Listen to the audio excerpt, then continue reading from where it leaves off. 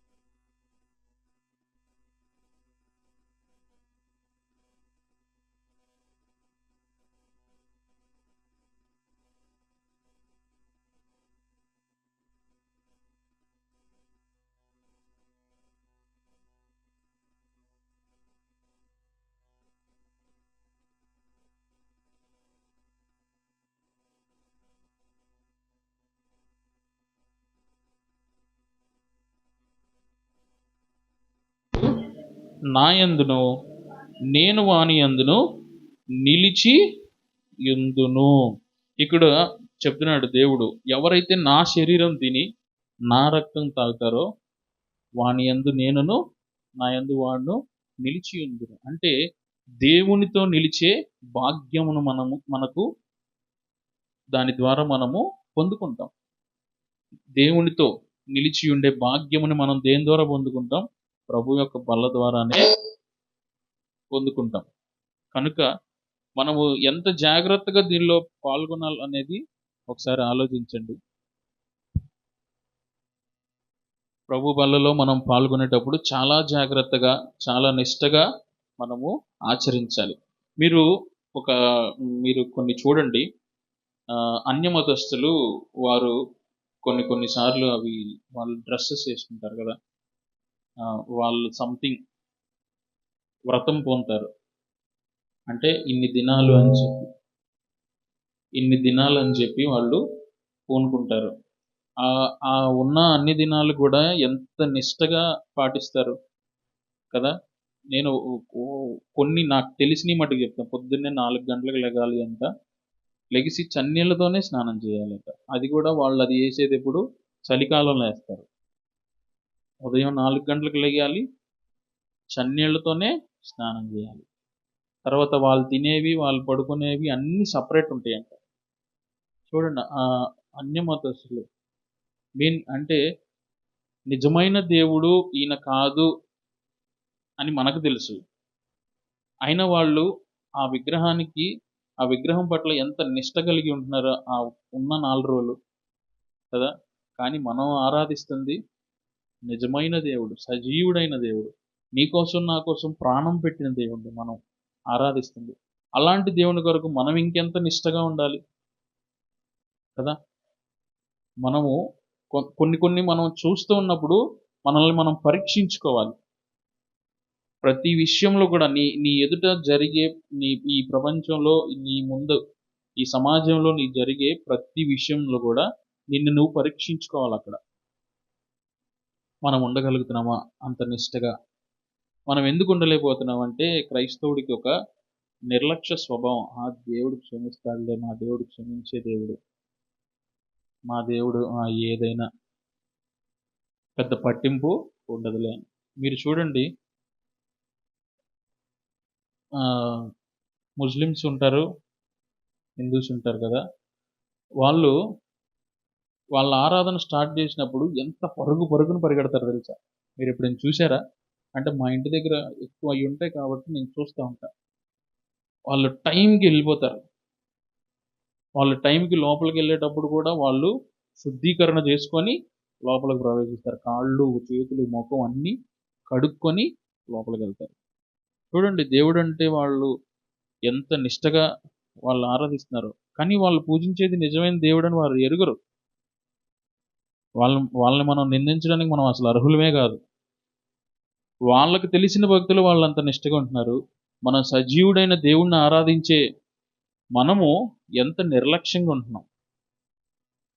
సమయానికి మనం దేవుడి దగ్గరికి వచ్చే అలవాట్లు లేవు.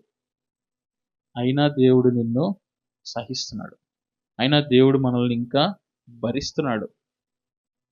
దేవుడు ప్రేమతోనే మనల్ని అందరిని చూస్తాడు. కానీ ప్రేమతో చూసేటప్పుడు సహించడం, భరించడం అనేది కూడా జరుగుతుంది. నిజంగా తల్లిదండ్రులంగా పిల్లలు తప్పులు చేసినప్పుడు మనం ఒకటి అరా అంటే సహిస్తాం, ఇంకా ఎక్కువైతే సహించలేం. అవునా కాదా? మనము ఎలా దేవుని పట్ల ఉంటున్నామో మన పిల్లలు మన పట్ల అలా ఉంటే మనము సహించగలమా? ఏమాత్రం సహించగలమా? వాళ్ళకి ఇంక తర్వాత ఏమన్నా కొనియమంటే కొనిస్తామా? ఏమన్నా ఇమ్మంటే ఇస్తామా? ఏమో. కానీ దేవుణ్ణి మనం ఎలా అడుగుతున్నాం? ఆయన పట్ల మనము ఆ యొక్క క్రమశిక్షణ లేకుండా జీవిస్తూ దేవుణ్ణి వచ్చి ఏమని అడుగుతాం? కానీ అడిగినా అడగకపోయినా అన్నీ దయచేస్తున్నాడు. మనం ఇంకెంత కృతజ్ఞులమై జీవించాలి ఆయనకి కదా. ఉదయం లేచి ప్రభువా, నాకు సూర్యుడిని వెలుగుగా ఇచ్చినందుకు మీకు వందనాలు అని చెప్పిన వాళ్ళు చెయ్యొద్దండి. మంచినీళ్ళు తాగేటప్పుడు ప్రభువా నీళ్ళు ఇచ్చినందుకు మీకు వందనాలు అని చెప్పిన వాళ్ళు, స్నానం చేసేటప్పుడు ప్రభువా నీళ్ళు ఇచ్చినందుకు మీకు వందనాలు అని చెప్పిన వాళ్ళు, ఈ అన్ని ప్రార్థనలు నువ్వు అడిగితేనే ఇచ్చాడా దేవుడు? ఇలా నువ్వు అడిగినా అడగకపోయినా ఆయన తండ్రి గనక తన పిల్లలకి ఏం కావాలో ఆయనకి తెలుసు కనుకనే నీకు అన్నీ కూడా టైం టు టైం జరుగుతున్నాయి. ప్రపంచంలో ఏం జరిగినా కానీ సూర్యుడిని ఆపటం ఎవరి వల్ల కాదు, చంద్రుడిని ఆపటం ఎవరి వల్ల కాదు. చూడండి, ఆయన నియమించినవి ఎలా ఉన్నాయో, ఆయన నీ పట్ల తీసుకునే శ్రద్ధ చూడండి ఎంత ఇదిగా తీసుకుంటున్నాడో. మరి అలాంటి శ్రద్ధ మనం దేవుడి వైపు చూపించాలి కదా. అవునా కదా? నువ్వు లెగటం లేట్ అయింది కానీ సూర్యుడు రావటం లేట్ అయిద్దా? చూడండి, దేవుడు మన పట్ల ఎంత శ్రద్ధ కలిగి ఉన్నాడు. ఆయన మనకి వెళ్తూ కూడా ఇదిగో నా శరీరం తినండి, నా రక్తం తాగండి, ఇదిగో దీని మూలంగా ఈ ఉపయోగాలు మీకు, ఇవన్నీ కూడా దీని ద్వారా మీకు వర్తిస్తాయి అని మనకి ఒక నిబంధన అంటే మనకి దేవునికి మధ్య ఒక అండర్స్టాండింగ్ అన్నమాట. దేవుడు అది పెట్టి వెళ్ళాడు. ఏం చెప్తున్నాడు 56లో? నాయందు త్రాగువాడు నాయందును, నేను వాని యందును నిలిచియుందుము. ఇది ఆచరించువాడు ఏటట దేవునితో నిలిచి ఉండే భాగ్యాన్ని దేవుడు అనుగ్రహిస్తాడు. కనుక మనం దీన్ని చాలా భయభక్తులతో మనము తీసుకోవాలి. చాలా భయభక్తులుగా బల్లారాధనలో మనము పాల్గొనాలి. అలాగే 1 కొరింథీయులకు రాసిన పత్రిక 11వ అధ్యాయంలోనే 24, 25 చదవండి. దానిని విరచి, ఇది మీ కొరకైన నా శరీరము, నన్ను జ్ఞాపకం చేసుకున్నట్టుకై దీనిని చేయుడని చెప్పెను. ఆ ప్రకారమే భోజనమైన పిమ్మట ఆయన పాత్రను ఎత్తుకొని, ఈ పాత్ర నా రక్తము వలనైనను క్రొత్త నిబంధన, మీరు దీనిలోది తాగునప్పుడెల్లా నన్ను జ్ఞాపకం చేసుకున్నట్టుకై దీనిని చేయుడని చెప్పెను. అక్కడ 2 వచనాల్లో ఒక మాట మాట్లాడుతున్నాడు. ఏంటంటే, నన్ను మీరు జ్ఞాపకము చేసుకోవాలి. ఉత్తి బల్లారాధనలో కాదు, ప్రతి విషయంలో మనం దేవుణ్ణి జ్ఞాపకం చేసుకోవాలి. ప్రతి విషయంలో. ఇక్కడ ప్రభువారు నన్ను జ్ఞాపకం చేసుకునడి అంటే అర్థం ఏంటంటే, ఆయన యొక్క శిలువ కార్యాన్ని మనము జ్ఞాపకం తెచ్చుకోవాలి. మన కొరకు ఆయన ఎంత బలైపోయాడు అనేది మనము జ్ఞాపకము చేసుకోవాలి. ప్రతి దినము రోజులో కనీసం ఒక్కసారైనా నువ్వు ఆయన శిలువను గురించి జ్ఞాపకం చేసుకోవాలి. ఎందుకంటే అది నీ పాపము, నీ కొరకై వెయ్యబడిన శిలువ అది. కానీ నిన్ను తప్పించి దేవుడు ఆ యొక్క శిలువ మ్రాను మీదకి వెళ్ళాడు. కనుక మనందరము కూడా ప్రభువును జ్ఞాపకం చేసుకునే వారంగా ఉండాలి. తర్వాత 26వ వచనం చదవండి అమ్మా. మీరు ఈ రొట్టెని తిని ఈ పాత్రలోని త్రాగునప్పుడెల్లా ప్రభువు వచ్చే వరకు ఆయన మరణమును ప్రచుర పరచుదురు. చూడండి, ఇది త్రాగునప్పుడల్లా మీరు ఏం చేయాలి? ఆయన మరణాన్ని ప్రచురపరచాలి. అంటే సువార్త నువ్వు ప్రకటిస్తూ ఉండాలి ప్రతి ఒక్కరికి. బల్లారాధన మొదటి ఆదివారం అని మనం పెట్టుకున్నాం. ఇది మనం పెట్టుకున్నాం అంతే. ప్రతి వారం చేసేవాళ్ళు ఉన్నారు. ఒక భక్తుడైతే ప్రతిరోజు తీసుకునేటోడు. ఆయన పేరేంటో నాకు తెలియదు, కానీ ప్రతిరోజు తీసుకునేవాళ్ళు బల్లారాధన. ఆయన అలా బల్లారాధన తీసుకొని దేవునిలో ఆయన నడిచినప్పుడు, అలా చేసినప్పుడు చాలామంది మరణించిన వాళ్ళు తిరిగి లేచారు ఆయన ప్రార్థన చేయగా. అలాంటి శక్తిని ఆయన పొందుకున్నాడు. బల్లారాధనలో విటన్బర్గ్ అంట భక్తుడి పేరు. కనుక దానిలో ఉన్న శక్తిని మనము ఆశ్రయించాలి. భక్తి చేస్తున్నాం, కానీ శక్తి లేని భక్తి దేనికి ప్రయోజనం? అలాంటి భక్తి మూలంగా దేనికి ప్రయోజనం లేదు. నువ్వు దేవుడు పెట్టిన నిబంధన ఆచరించే ఆ యొక్క విధులలో నువ్వు నిష్టగా ఉండాలి. అలాగుండి నువ్వు తీసుకుంటేనే దాని మూలంగా ప్రతిఫలం. అవునా కదా? టాబ్లెట్లు డాక్టర్ దగ్గరికి వెళ్తే ఇదిగమ్మా 3 పూటలు వేసుకో అని చెప్తాడు. అవునా కదా? వేసుకుంటాం, 3 పూటలా వేసుకుంటాం. కానీ ఎలా? గుర్తొచ్చినప్పుడు. బిళ్ళలు మనలో సరిగ్గా పనిచేయకపోవడానికి కారణం అదే. ఆయన టైం టు టైం వేసుకోమంటాడు, మనం కానీ ఆ టైంలో వేసుకోం. గుర్తొచ్చినప్పుడు అన్నం తినేసినాక ఏదో గుర్తొస్తుంది, ఆ పని మీద పోతాం. ఇది ఎప్పుడు ఉదయం 9 గంటలకు టిఫిన్ చేసిన తర్వాత వేసుకోవాల్సిన బిళ్ళ 11ంటికి వేసుకుంటాం.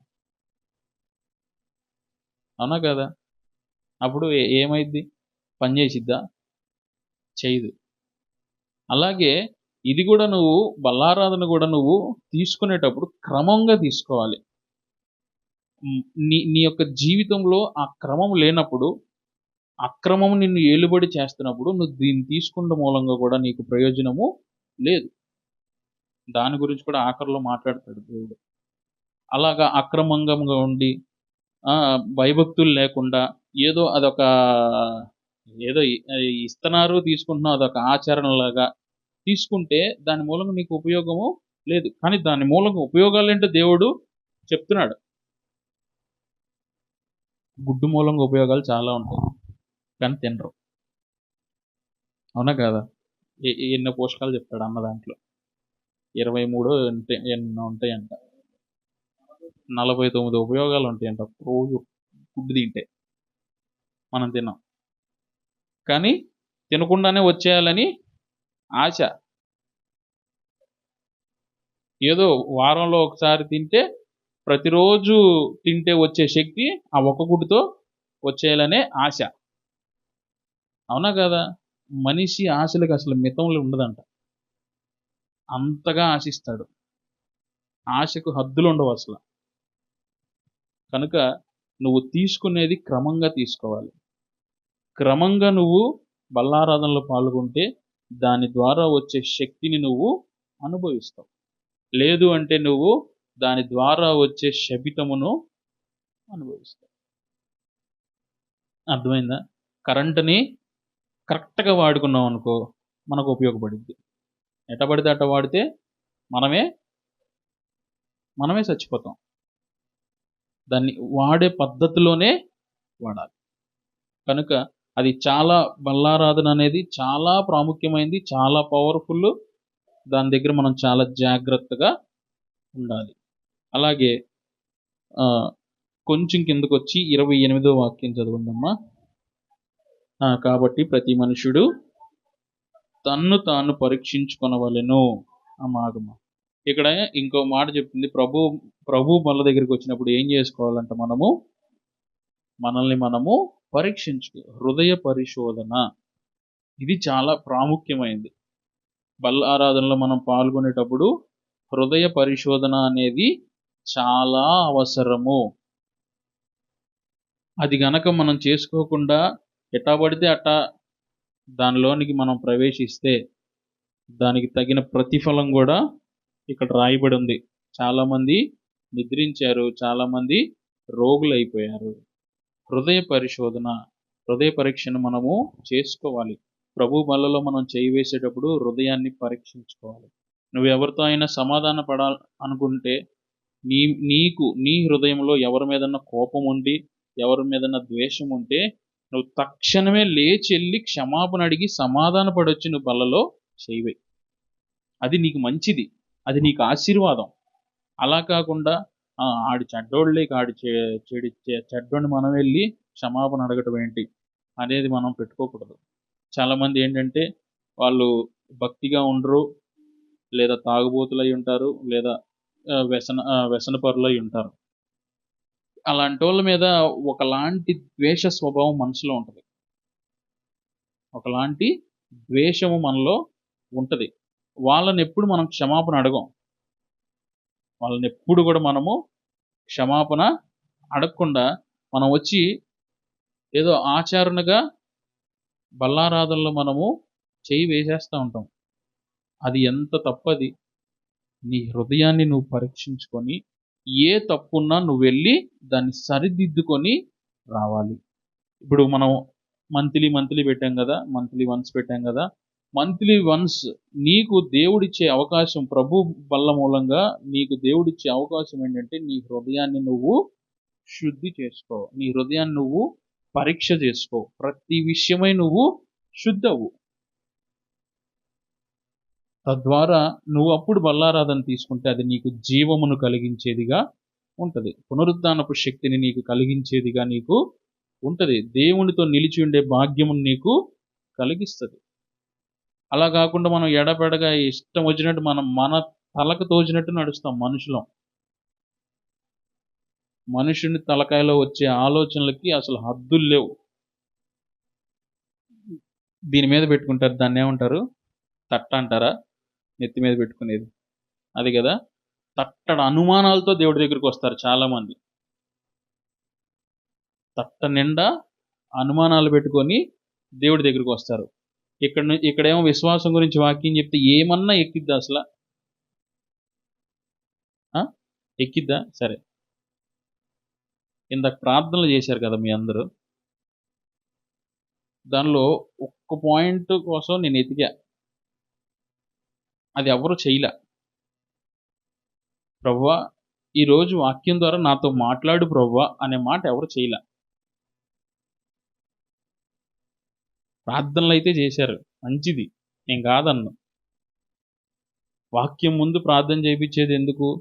దేవుణ్ణి నువ్వు అడగాలి, దేవుని నువ్వు బ్రతిమలాడుకోవాలి. ప్రవ్వా నాతో మాట్లాడు వాక్యం ద్వారా. ఒక్కలన్నా చేస్తారని చూసా ఆ వర్డ్. కనుక ఇక నుంచి అలవాటు చేసుకోండి. అది ప్రార్థన ముందు నీకు ప్రార్థన అవకాశం ఇవ్వబడిందంటే నీకు ఒక అవకాశం అక్కడ దేవుణ్ణి మాట్లాడు ప్రభువా అని అడిగే అవకాశం నీకు అక్కడ ఇవ్వబడింది.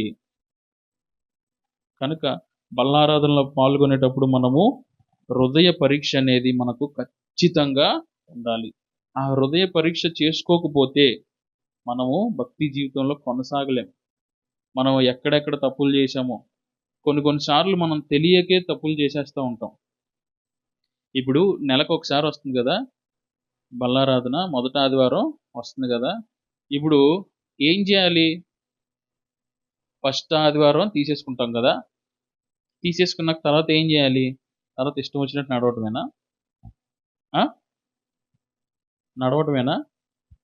దీని కొరకు ఇప్పుడు తీసుకున్న బల్ల కొరకు కృతజ్ఞతాస్తుతులు చెల్లించాలి. రాబో బల్ల కొరకు నువ్వేం చేయాలి? సిద్ధపడాలి. అంటే ఈ నెలంతా నువ్వు చేయాల్సిన పని ఏంటి? హృదయ పరిశీలన చేసుకుంటూనే ఉండాలి. అది సైకిల్.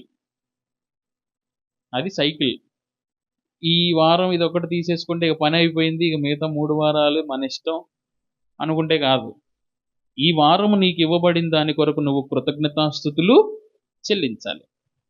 వచ్చే మొదటి ఆదివారం బల్లారాధన కొరకు నువ్వేం చేయాలి? ఈ నెలంతా కూడా నిన్ను నీవు సిద్ధపరుచుకోవాలి. ఇప్పుడు మీరు ఉద్యోగంలో జీతం తీసుకుంటున్నారు, నెలాఖరులో జీతం ఇస్తారు కదా. నెలాఖరులో ఇస్తారు, లేకపోతే ఆ నెల ముందు తారీఖులో మొదటి తారీఖులో ఇస్తారు.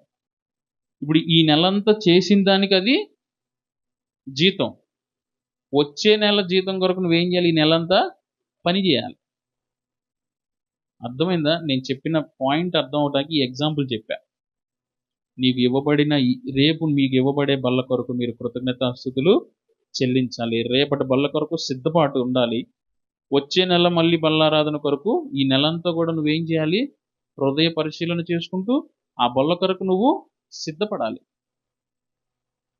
అవును కదా. అలా నువ్వు ఎప్పుడైతే నీ యొక్క భక్తిని సాధన చేస్తూ ఉంటావో, అలా ఎప్పుడైతే సిద్ధపాటుగా నువ్వు ఉంటావో దేవుని యొక్క శక్తి నీ మీద పనిచేసింది. నువ్వు తీసుకునే ఆ బల్ల, ఆ రొట్టె, ఆ ద్రాక్షారసం నీలో శక్తివంతంగా పనిచేయడానికి ఉపయోగపడింది. అలా కాకుండా ఏదో మొదట ఆదివారం కదా అని ఆ రోజు వచ్చేసి గబగబా ప్రభా నన్ను క్షమించేసి ఒక్కసారికి ఇంకెప్పుడు చేయనులే ప్రభా అని గబగబ చేసేసి నోట్లో వేసేసుకొని మింగేసుకునేసి దాని మూలంగా ఉపయోగము లేదు. దాని ద్వారా నీకు వచ్చే ప్రతిఫలము దేవుడు ఇక్కడ రాసిపెట్టాడు. కనుక దీనిలో ఇక్కడ రాయబడిన ఏది దేవుడు అయోగ్యంగా తీసుకుంటే ఏమేమైతే రాశాడో ఆ ఏవి కూడా మందరికి చేరకోకుండా ఉండును గాక. ఆమేనంటే వాక్యం అయిపోలా.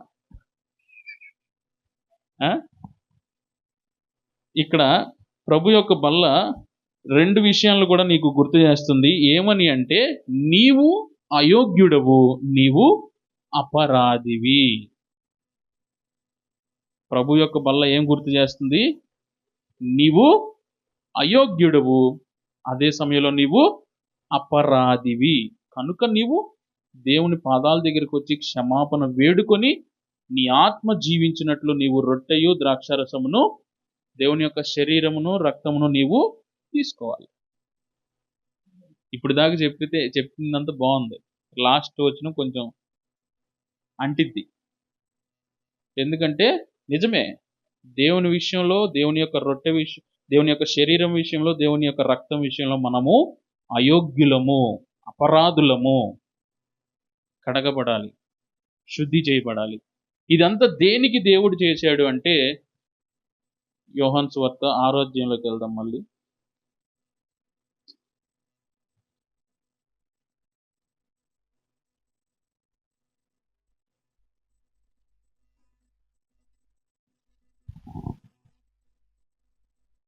ఆ, 57 చదువుమా.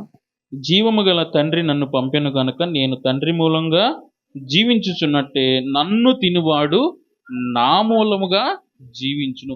నువ్వు ఎప్పుడైతే ప్రభువా నీ యొక్క శరీరం విషయంలో, నీ యొక్క రక్తం విషయంలో నేను అయోగ్యుడను, అపరాధిని ప్రభువా నన్ను క్షమించు అని నీవు అడిగినప్పుడు దేవుడు నీకు ఇచ్చే భాగ్యం ఏంటంటే క్రీస్తుతో కూడా నీవు బ్రతికే భాగ్యము, క్రీస్తు మూలంగా నీవు బ్రతికే భాగ్యము నీవు పొందుకుంటావు.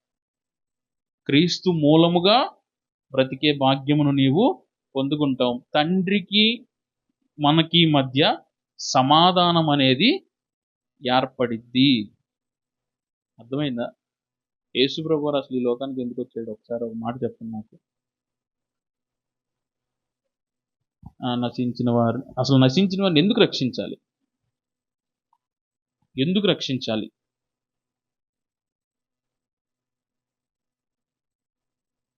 నేను చెప్పనా? మనల్ని ఏర్పరచుకుంది యేసు ప్రభువారా, తండ్రి అయిన దేవుడా?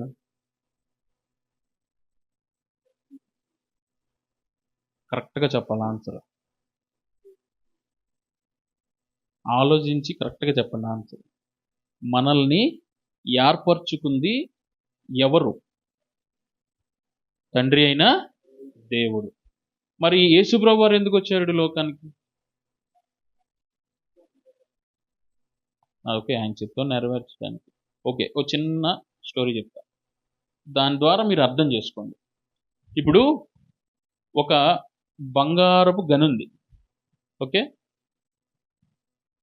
ఇప్పుడు ఆ గని నాదే అనుకోండి, నాకేం లేవులే, బంగారపు గని నాదే. ఇప్పుడు బంగారపు గని ఉన్న స్థాయిలో ఉన్న నేను పొలుగు పార పట్టుకుని వెళ్తానా? వెళ్ళను.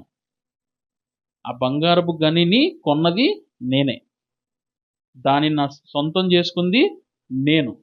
ఇప్పుడు నేనే ఏం పంపిస్తా? ఎవరిని పంపిస్తా? ఇంజనీర్లు పంపిస్తా. అనా?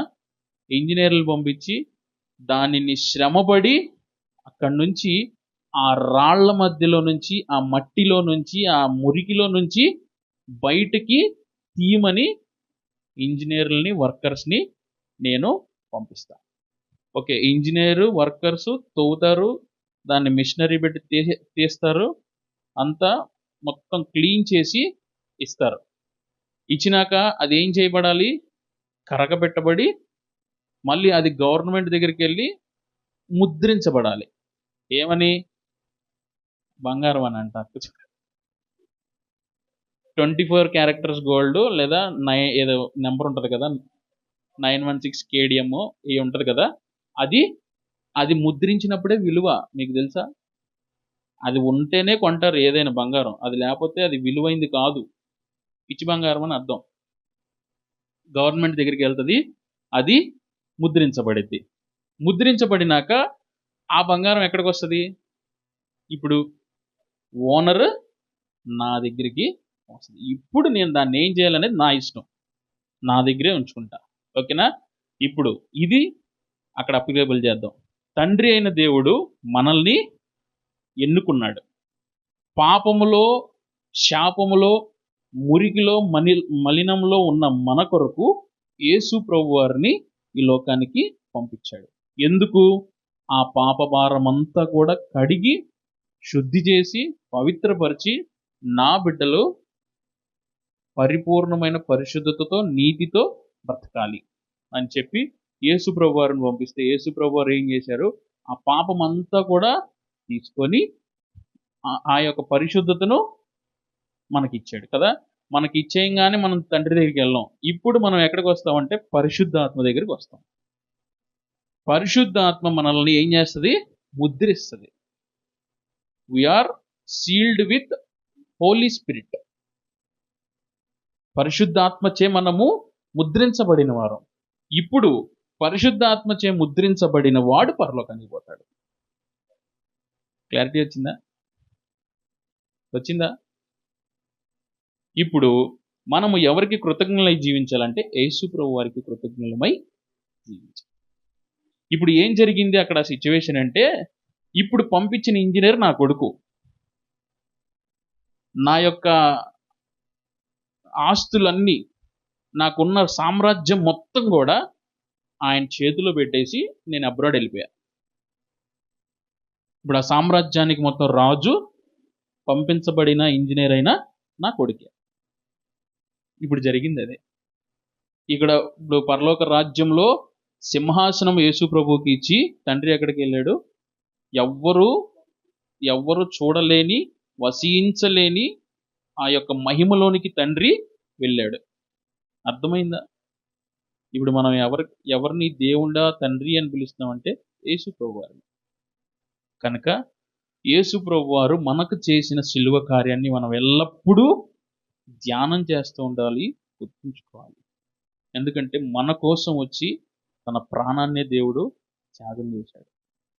కనుక దేవుని చేత పిలవబడిన వారం మనమంతా, తండ్రి అయిన దేవుడి చేత పిలవబడిన వారం, ఈ సర్వ సృష్టిని సృష్టించిన సృష్టికర్తచే పిలవబడిన వారం. అరే, ఒక ఉద్యోగం వస్తే గవర్నమెంట్ అధికారి చేత పిలవబడితేనే ఊర్లో హంగామా చేస్తాం కదా. కానీ అలాంటిది సర్వ సృష్టికి సృష్టికర్త అయిన దేవుడు పిలిచాడు మనల్ని, నా పిల్లలుగా ఉండండి, నేను మీకు తండ్రిగా ఉంటాను, నేను మీకు దేవుడిగా ఉంటాను. కానీ మనం మాట్లాడట్లేదు అక్కడ. కనుక ప్రభు బల్ల గురించి అంటే కొన్ని విషయాలు చెప్పాను నేను మీకు, ఎందుకంటే టైం చాలా అయిపోయింది. ప్రేయర్స్ అయ్యేసరికి 8:30 అయింది, స్టార్ట్ చేసేసరికి 7:30 అయింది. అది కొన్ని విషయాలు చెప్పా. ప్రభు బల్ల విషయంలో చాలా శ్రద్ధగా మనము ఉండాలి. అశ్రద్ధ అనేది పనికిరాదు. భక్తిలో అశ్రద్ధ అనేది పనికిరాదు. ప్రభు బల్ల విషయంలో అశ్రద్ధ అనేది అసలే పనికిరాదు. అంటే అసలు ప్రభు విషయంలో అశ్రద్ధ, యెహోవా కార్యమును అశ్రద్ధగా చేయువాడు ఆశీర్వదింపబడునా శాపగ్రస్తుడగును. దేవుని చేతే శపించబడితే, నేనే నా దగ్గరికి వచ్చిన బంగారాన్ని ఇది మంచిది కాదు అని విసిరేస్తే దాన్ని ఎవడు తీసుకుంటాడు? ఇంకా చెప్పండి. యెహోవా చేతనే మనం శాపగ్రస్తులమని తీర్చబడితే మిమ్మల్ని కాపాడే నాదుడెవరు? ఎవరూ లేరు. కనుక అశ్రద్ధ అస్సలు చేయకూడదు. దేవుని విషయంలో అశ్రద్ధ అస్సలు చేయకూడదు. మళ్ళీ అడగనా క్వశ్చన్? పోయిన వారం బుధవారం అడిగిన క్వశ్చన్ ఒకటి అడగనా? వద్దా? కొన్ని ప్రయత్నం చేస్తున్నారా? చెయ్యండి. ప్రార్థన అనేది మీ కుటుంబాలకి అగ్ని ప్రాకారాన్ని కంచెగా వేసిద్ది. మీ ప్రార్థన ఉపయోగం ఏంటి అంటే మీ ఇంటి చుట్టూ అగ్ని ప్రాకారం వేయబడింది. ఒకరోజు నేను ఇక్కడే పడుకున్నా, ఈ గదిలోనే పడుకుని ఉన్నా. సరే, ఈ రోజుదే చెప్తా. ఈరోజు నేను యాక్చువల్గా అయ్యగారు కారులో వచ్చేద్దామని చెప్పి వచ్చాను నేను. సరే, అయ్యగారు మెట్లు దిగితే, అయ్యా మీరు పదండి మేము కారులో వస్తామన్నారు. సరే, నేను ఓకే వచ్చేసా. నేనేం చేస్తా, ఒకవేళ నేను బండి మీద వచ్చేలాగైతే హెల్మెట్ తెచ్చుకుంటా. ఇక కారులోనే కదా నేను హెల్మెట్ తెచ్చుకోకుండా వచ్చేసా. ఇక అయ్యగారు రాగానే ఆ మాట అనేది నేను బయలుదేరిపోయా. వస్తుంటే విపరీతమైన పురుగులు ఇప్పటికీ జేబులో ఉన్నాయి. మొత్తం వెళ్ళిపోతుంది, వచ్చేస్తుంది ఇష్టం. అసలు పెట్రోల్ బంక్ దగ్గర ఒక దగ్గర పెట్రోల్ కొట్టించుకోవడానికి ఆగి బయలుదేరేటప్పుడు మళ్ళీ బండి ఆపి, ప్రభువా నేను విశ్వాసంతో ప్రార్థన చేస్తాను, ప్రభువా నా మీదకి పురుగులు రాకూడదు అని ప్రార్థన చేశాను.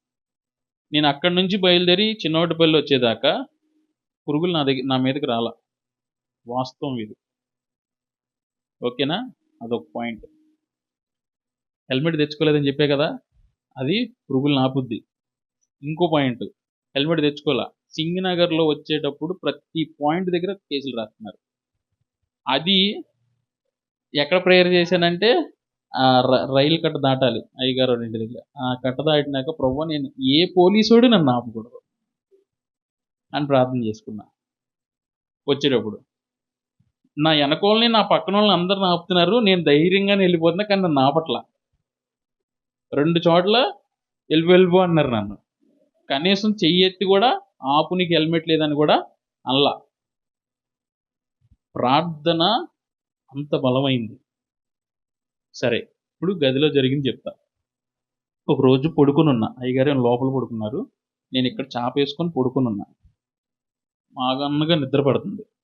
నిద్ర పడుతుంటే దాదాపు ఒక 1000 మంది మన చుట్టూరు ఉండి మనల్ని చంపడానికి చూస్తూ ఉంటే ఎట్లుంటుంది?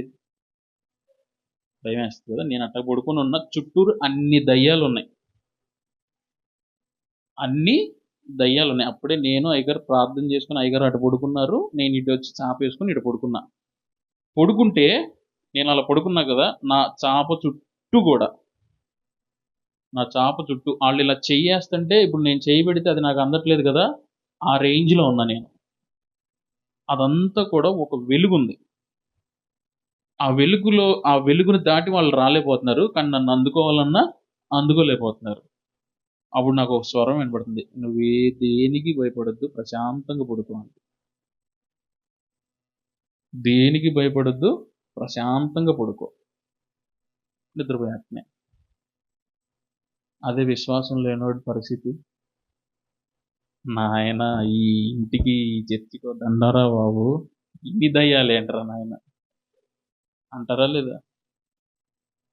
నీ ప్రార్థన సైతాను యొక్క అనుచరులు కాదు. సైతాను కూడా ఏం చేయలేడు. వాడు సైన్యము, వాడు మొత్తం అందరిని వేసుకొచ్చినా దేవుడు గీసిన గీత దాటలేడు. అంత శక్తి కలిగింది నీ ప్రార్థన. నీ బిడ్డల విషయమై నువ్వు చేసే ప్రార్థన నీ బిడ్డలు పాపంలో జారకుండా కాపాడిద్ది. నీ భర్త విషయమై నువ్వు చేసే ప్రార్థన నీ భర్తను క్షేమంగా కాపాడిద్ది. మనం చేసే ప్రార్థన ఎలా కాపాడిద్ది తెలుసా? మనకి హాని జరగకుండా కాపాడిద్ది, మన ద్వారా హాని జరగకుండా కూడా కాపాడిద్ది. చూడండి, వాక్యం 2 అంచులు కలిగిన ఖడ్గం అని ఎలా అంటామో, మన ప్రార్థన కూడా అలాంటిదే. మనకి జరగదు, మన ద్వారా కూడా జరగదు. కనుక ప్రార్థన చాలా ప్రాముఖ్యమైనది. మీరు ఎంత ప్రార్థన చేస్తే అంత క్షేమంగా, అంత సుఖంగా బతకగలుగుతాం. ప్రార్థనలో మనం ఎంత జారితే, పచ్చిగా చెప్పాలంటే దరిద్రానికి అంత దగ్గర అవుతున్నాం అని అర్థం. ఇప్పటికే చాలా అనుభవిస్తా ఉన్నాం. ఇప్పటికైనా మేలుకొని ప్రార్థన చేస్తే నీ నుంచి ఆ దరిద్రం అనేది దూరం అవుతుంది.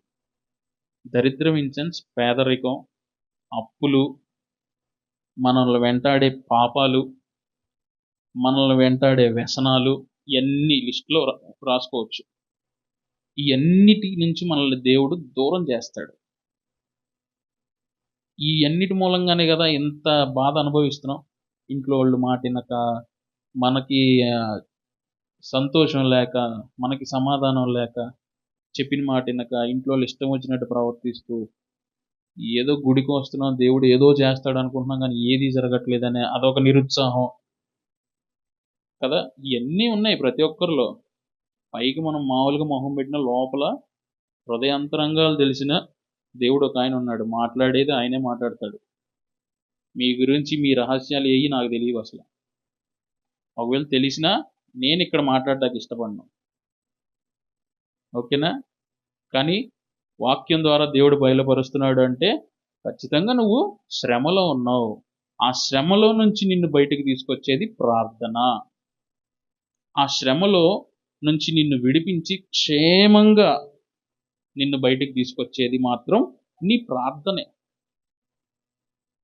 తల్లిగా తండ్రిగా ఉండి భార్యాభర్తలు సమాధానం కలిగి జీవించడం అంటే ఒక అర్థం చెప్పండి నాకు.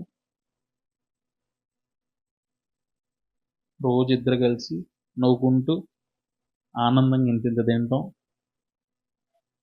ఇష్టం వచ్చినాయన్ని కొనుక్కొచ్చుకోవటం, ఇదే సంతోషంగా తిరగటం, సంతోషంగా అటు ఇటు తిరిగి రావటం, ఇష్టం వచ్చింది రోడ్ల మీద అల్లా పడి తినటం, ఇది సమాధానమా? కాదు. ఇద్దరు కలిసి క్షేమము, కుటుంబ క్షేమం కొరకు కన్నీరు విడిచి ప్రార్థన చేయటం, ఒకరి తప్పులు ఒకరు క్షమించుకోవటం, ఒకరి ఎడల ఒకరు సహనం కలిగి ఉండడం. ఇది సమాధానం అంటే. బాగా అబ్బా అసలు ఇద్దరు చిలకా గోరింకల్లాగా ఉంటారయ్యా, ఇద్దరు పెట్టుకొని తింటారు, అసలు అసలు ఆమె చూస్తే ముచ్చటే. ఒక రోజు ఉంటుంది, ఆగు, పళ్ళాలు ఇసురుకునే రోజు ఒక రోజు వస్తుంది. కనుక మీ బిడ్డలను అలా పెంచొద్దు, ప్రార్థనలో నడిపించండి. నీ బిడ్డలకి నువ్వు ఇచ్చే ఆస్తి ఏమైనా ఉంది అంటే అది దేవుడై ఉండాలి.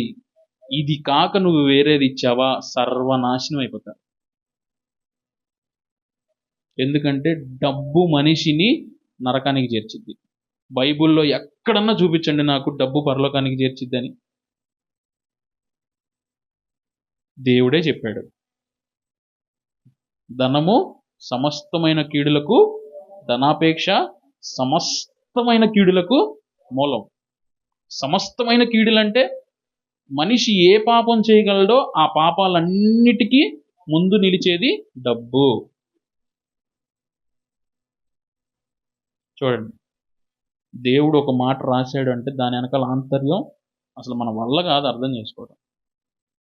మనము ఏదో పిల్లలకి మనం ఆస్తి ఇవ్వాలి, డబ్బు ఇవ్వాలి అంటాం. నువ్వు ఇస్తున్నావు అంటే ఫ్రీ గిఫ్ట్గా ఒక రాతపూర్వకంగానే ఇచ్చేది ఆస్తులు. ఆ రాతపూర్వకంగా లాస్ట్లో నీకు నరకము ప్రాప్తి అగును గాక అని రాసి నువ్వే సంతకం పెడుతున్నావు. అవునా? నువ్వు ఇచ్చే ఆస్తి దేవుడై ఉండాలి. మొదట ఆస్తి అది ఇవ్వు, తర్వాత నువ్వు ఇచ్చే ఏది ఇచ్చినా అది దేవుని చేత ఆశీర్వదించబడి వాళ్ళకి ఆశీర్వాదంగా నిలిచిద్ది. అట కాకుండా మన ఇష్టానుసారంగా మాకున్నే మా అంతటోడు లేడు అనుకుని నువ్వు ఇచ్చామనుకో, తర్వాత తెలుస్తుంది. బిడ్డల్ని దేవుళ్ళో పెంచండి, దేవుళ్ళలోనే పెంచండి. దేవుడు ఒక్కడే ఆధారం.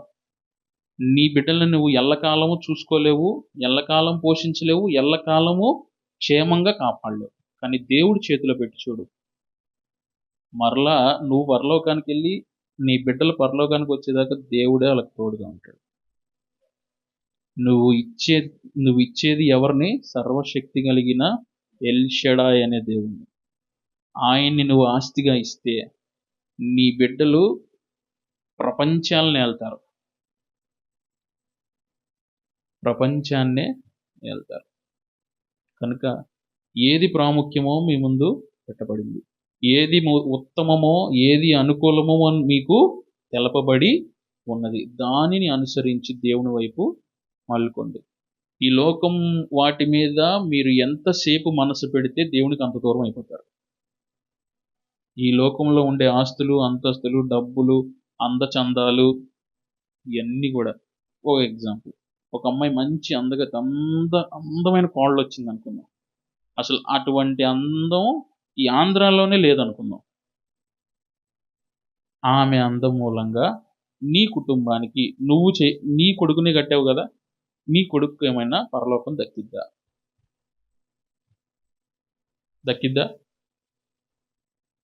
ఏమైంది? ఆ అందం మూలంగా అందము మోసకరం, సౌందర్యము.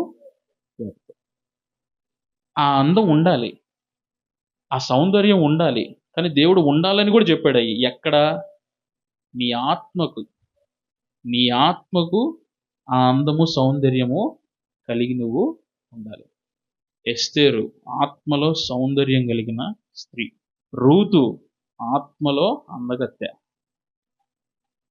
శారీరకంగా కాదు.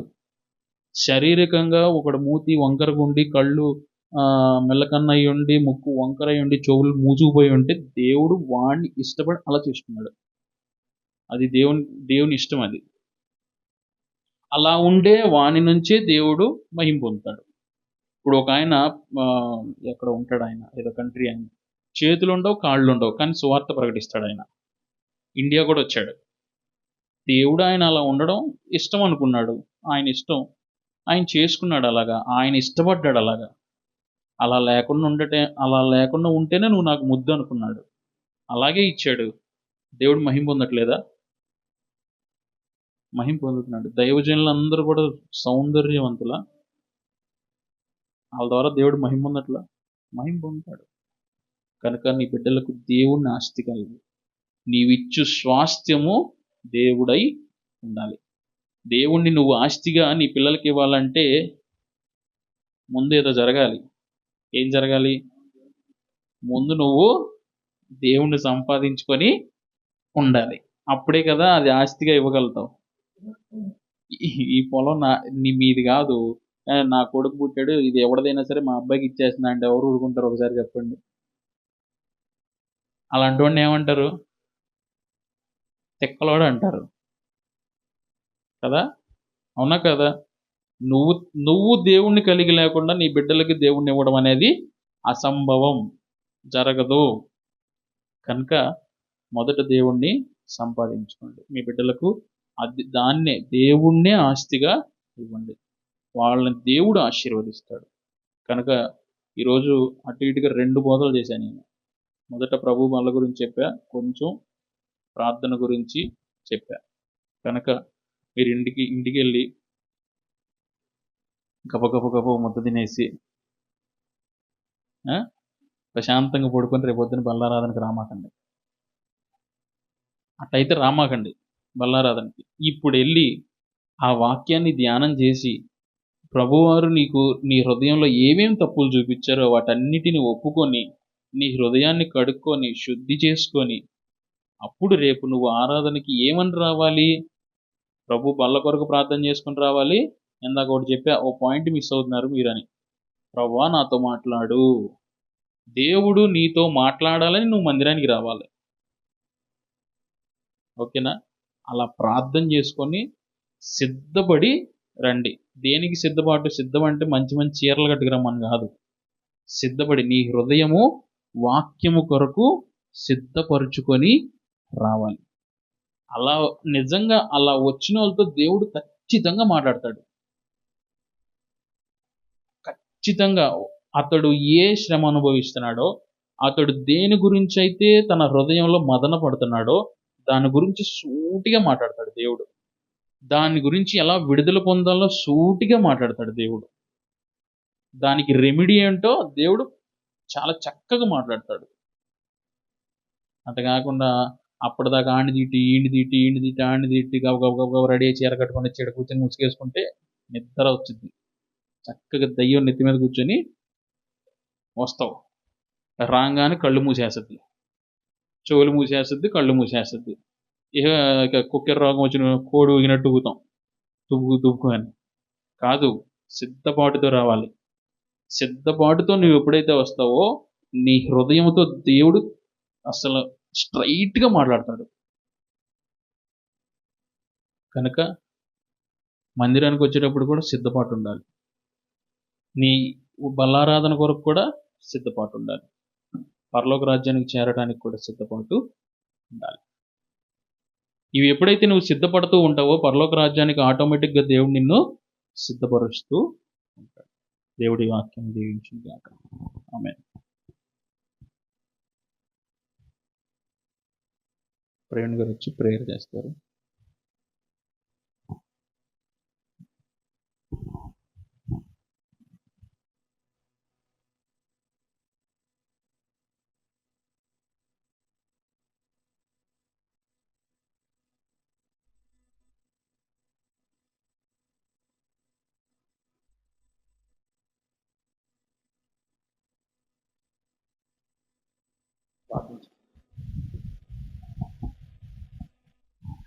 పరిశుద్ధుడా, ప్రేమగల తండ్రి, దయగల తండ్రి, మీ బంగారు పాదాలకు వందనాలయ్యా, స్తుతులు స్తోత్రాలు చెల్లిస్తూ ఉన్నాను ప్రభువా. ఎవ్వరికి లేనటువంటి గొప్ప భాగ్యాన్ని, ధన్యతను నాకు మాకు ఇచ్చినందుకు వందనాలు చెల్లిస్తున్నాను ప్రభువా.